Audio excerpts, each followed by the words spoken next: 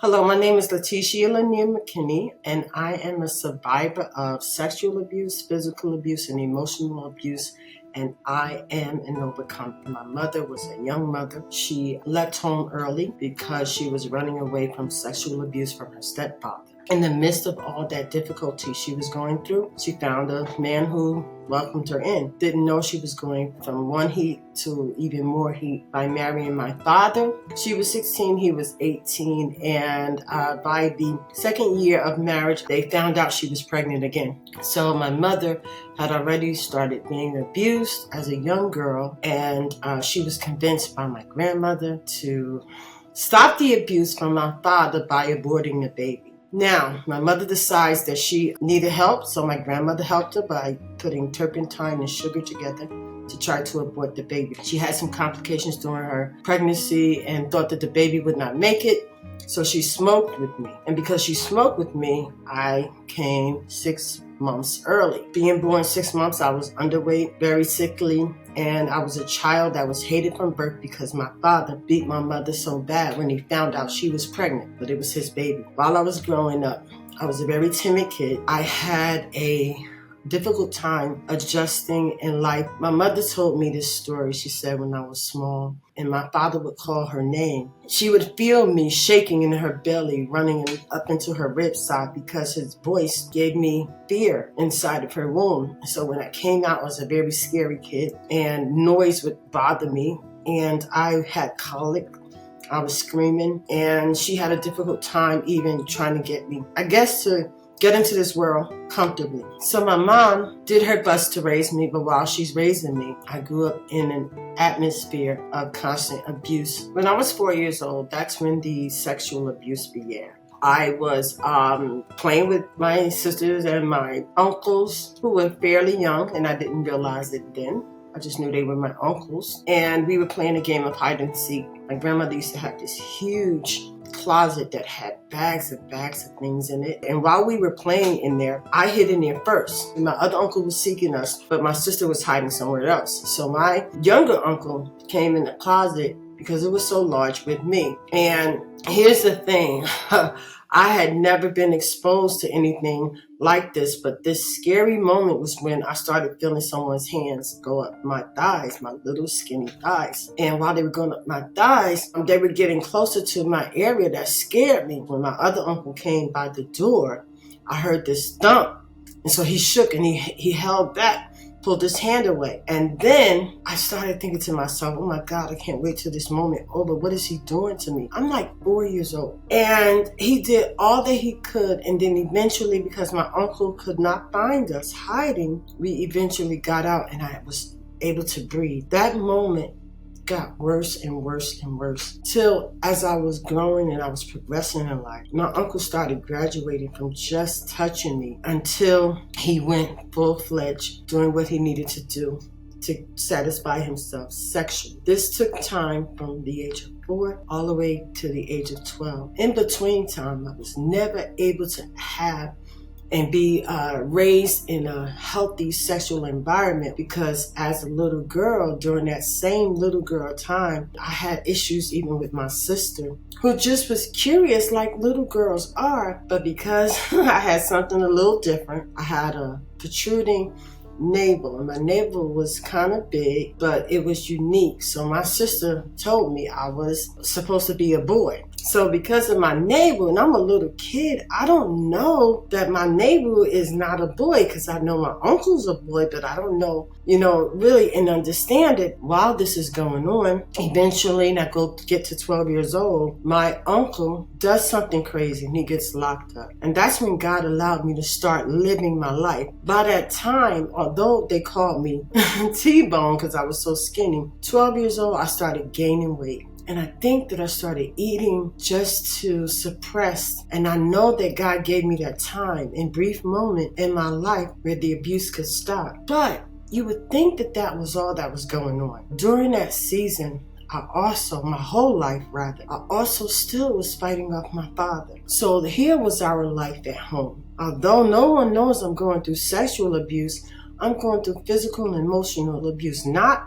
to me, but because it was being done to my mother. When I was 12 years old, I remember this so vividly when my uncle's last day of having intercourse with his 12-year-old niece. By this time, I didn't realize the age difference, but he's 18 years old. My mother asked him to babysit us or take care of us, and he came over.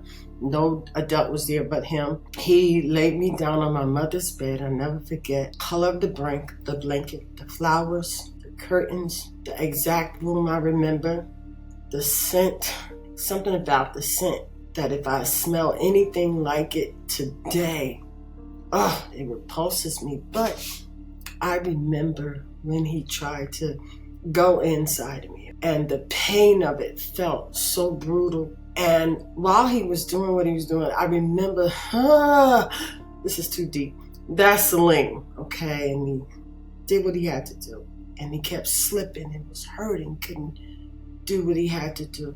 And that was the most gruesome time because the pain never left me. The memory of that pain was actually eventually erected years later, but the memory of that pain sticks with me even today. He may have started like with a lot of fondling and all those other things, but those years I can't remember exactly what he was doing to me, but I know that he used tactics of bribery. He would bribe me for candy, he would bribe me with money, he would take me to the candy store, and he was just that uncle that everyone loved. He was the favorite uncle. So I tried to stay consistently loving him because he taught me so many things with basketball, but he had a bad side to him, and I was the one that he chose to do what he needed to do to fulfill his own pleasures. I'm grateful that he went to jail and that time was allowed for me to start living. The funny thing about it is that I didn't fear him. I was crazy about him like all the other nieces and nephews because he had this way about him that he had charisma, he had class, he had abilities that I wanted to adapt. Back in the day, my mom had abuse happening to her, and she did not know how to protect her own daughters. She had a severe way of doing it. She would always check us physically. And that did a lot of damage to my older sister because who wants to be feeling like you're violated because your mom was checking to see if anybody's bothering you? So that alone, that fear of her physically checking my body for any abuse, that was her only method of trying to tell her children, ask her children, or because I remember my mom would ask, is anybody bothering you? But she didn't know how to really get to the bottom line. I believe that if my mom knew how to handle it, she could have prevented it, but she thought she was handling it her way and it was not effective. So I kept my mouth closed. I didn't know how to express what I was dealing with. And the insecurities in me began to really grow because I was holding this information. And that's why I began to gain weight and lost my sense of worth. She would lay us on the bathroom floor. I remember being 7 to 8 years old. My mother would tell me to open my legs. I don't understand how she was checking, but I felt so scared. I was shaking because I'm nervous. Like, did I do something wrong? When a child is violated like myself, I now have desires and my body is asking for that touch, asking for that feeling again. But you don't understand it, so it makes you feel like a dirty little girl. I felt dirty when my mom's checking me because in my mind, I think I know what's going on with me, but she doesn't know, and I'm not going to tell her because I don't want to beat her. I don't want to get spanked. My mother was rough on us. Why? And I allow her to be rough on us physically, especially me, because I knew in my little head, I don't know how I thought like this, that if she released her pain on me, it was the same pain she wanted to release on my father. He was not an easy man to live with. It wasn't us. He loved us or seemed to love us, but he had a seemingly hatred for my mother. I think we were about 12 years old, and my father, for some reason, he just came with a bat in the house, and he started taking that bat and shattering everything. I heard something, and all I remember is us cleaning it up and the pain of us like wondering what went on. I still remember the way that a bat sounds on a human's body. It got quiet and we just started looking around the house, crying. I took my baby sisters and I put them in the room because it was so much glass. I wanted to protect them from getting hurt. There was one incident that I remember so vividly, and we lived on the 3rd floor. And my father, I don't know why he started again, but he started again. He had this thing where he felt as though he would be so drunk, he would call her, "You yellow bee, you no good for nothing." He would have this time where he would get in her ear and scream so loud, "You mother, blah, blah, blah, blah, blah." And she would just stand there and grip herself. And I'll be standing right beside them, daring him to act crazy. So one day I got some guts. I don't know how. Somehow we winded up in the hallway. I don't know how I got the strength, but when he was trying to hit my mother, he had an iron in his hand. And I know he smacked her one time with it. And so somehow we got to the hallway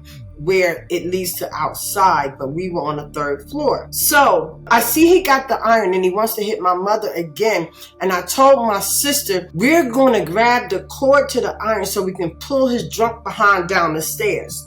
So we do that. We grab the cord and we pull him down while he's trying to fight my mother with the iron, right? He falls downstairs. Somehow we get to the 2nd level to the lady who was a great woman. Like my father still trying to get at my mother. And the cord is like wrapped around all of us. And we just trying to really keep him and prevent him from hitting her. Because he was so drunk where it didn't even make any sense. So I decide somehow, because my uncle taught me this, watch this, to put him in a headlock. So that means I had my hands in this position and I held tight. He swings his elbow and knocks me out cold. But while I'm knocked out cold, my hands were locked behind his head and I was knocked out. And when they came to bring me to, my hands were still stuck together. There were so many people in the hallway. People were screaming, "Call the cops, call the cops." Checking on my mother, checking on me, but I'm done. I'm knocked out. And they had to pry my hands off of my father. The reason why I always stood between my mother is because I wanted to get the blunt so she wouldn't. He'd find any reason just to punch her. He'd find any reason just to smack her.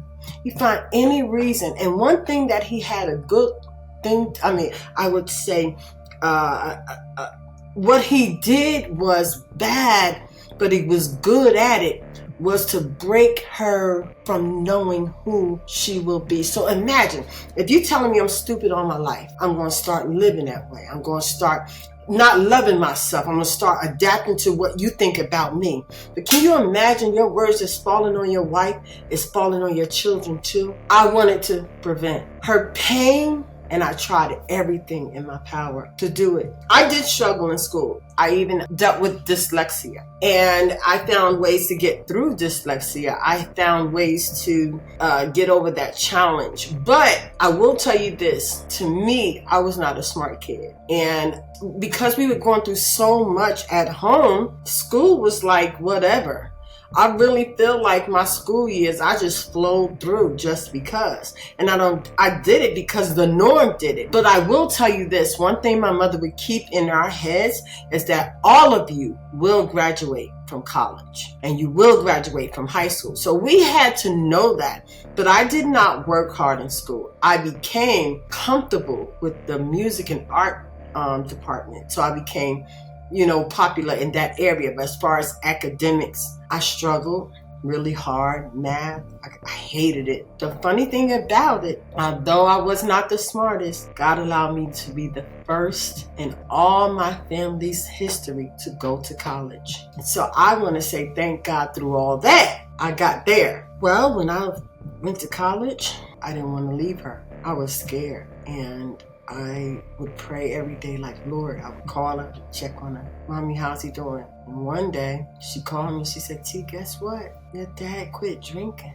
And to me, I said, that don't matter. He's still who he is. And It took years for me to trust him. To the day he died, he still was, physically abusive, but it didn't matter. She thought it was a good thing, because I know that to her, at least that would be one component that she would have to deal with less. But she still had the emotional and sporadically the physical abuse. I'm now married. It's like 2006 I got married, and one day I went to go visit my mother, and they lived in this little tight apartment, which my mother was never used to, so she had a lot of things. So in this little apartment, I go to visit one day, and I see something's wrong, and I'm like, what's wrong in the atmosphere? Something's wrong. I asked Mommy, I said, Mommy, are you all right? And she had this skirt on, and I saw a bruise on her leg. I said, Mommy, why you got a bruise on your leg? They're like 60-something years old. I tell her immediately, get all of your things. You coming to live with me and my husband, my children. And I waited and I waited and I dared him. I'm grown now. I don't care what she said, done, did.